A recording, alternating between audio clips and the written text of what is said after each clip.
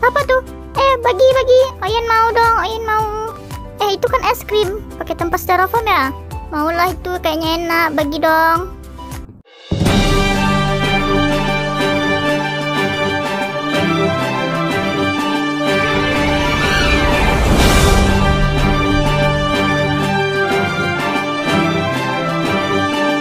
Bahaya styrofoam. Yang sering makan di atas wadah styrofoam, yuk simak. Sekarang emang zamannya praktis, tapi lupa memperhatikan kesehatan karena ingin praktis.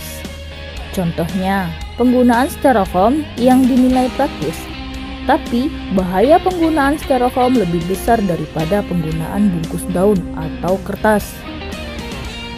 Kita akan bahas beberapa hal.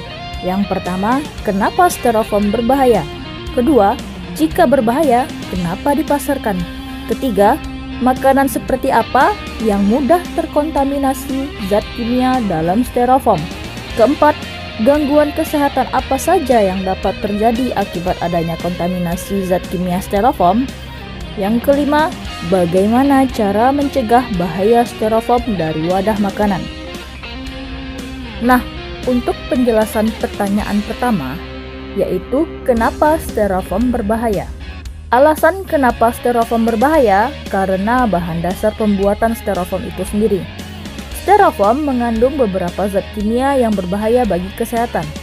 Zat kimia yang dimaksud adalah benzen dan stiren. Dua zat kimia ini dapat menyebabkan penyakit kanker. Badan Kesehatan Dunia atau WHO menyatakan bahwa benzen adalah zat kimia yang bersifat karsinogenic atau dapat menyebabkan tumbuhnya sel kanker dalam tubuh. Sama saja dengan stiren. Kedua bahan utama ini yang membuat styrofoam berbahaya. Pertanyaan kedua, jika styrofoam berbahaya, kenapa dipasarkan? Badan Kesehatan Dunia atau WHO juga menyatakan stiren akan merusak tubuh jika 5000 ppm stiren masuk ke dalam tubuh. Sementara, stiren yang terkandung dalam styrofoam adalah 0,05 ppm. Atas dasar inilah BPOM menyatakan styrofoam aman digunakan dan dapat dipasarkan. Pertanyaan ketiga, makanan seperti apa yang mudah terkontaminasi dengan styrofoam? Stiren akan berpindah ke makanan apabila makanan tersebut memiliki beberapa keadaan. Yang pertama, suhu makanan. Semakin tinggi suhu makanan, maka stiren akan semakin mudah berpindah ke makanan. Hindari makanan dalam bentuk panas untuk menggunakan styrofoam. Yang kedua, tingginya lemak makanan. Sama halnya dengan keadaan suhu makanan. Yang ketiga, lamanya kontak dengan makanan. Semakin lama makanan dalam styrofoam, maka semakin lama makanan kontak dengan stiren. Pertanyaan keempat, gangguan kesehatan apa saja yang dapat terjadi akibat adanya kontaminasi zat stiren? Bahaya styrofoam ini terjadi karena perpindahan zat kimia dari styrofoam ke makanan. Akibat dari perpindahan tersebut, kesehatan dapat terganggu. Di antaranya yang pertama, menyebabkan gangguan pada sistem saraf. Yang kedua, meningkatkan risiko leukemia atau limfoma. Ketiga, menyebabkan timbulnya sel kanker.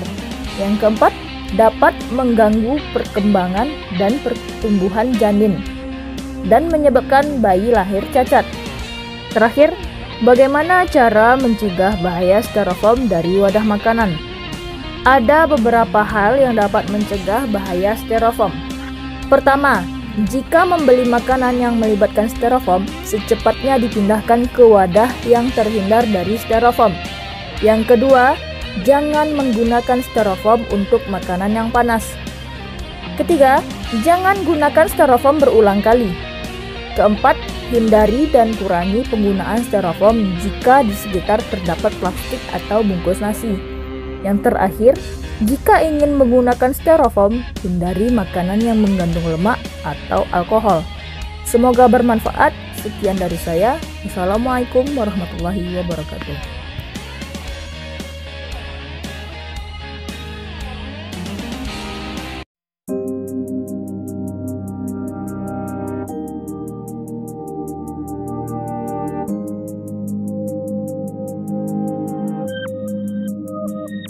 Nah, Untuk penjelasan pertanyaan pertama,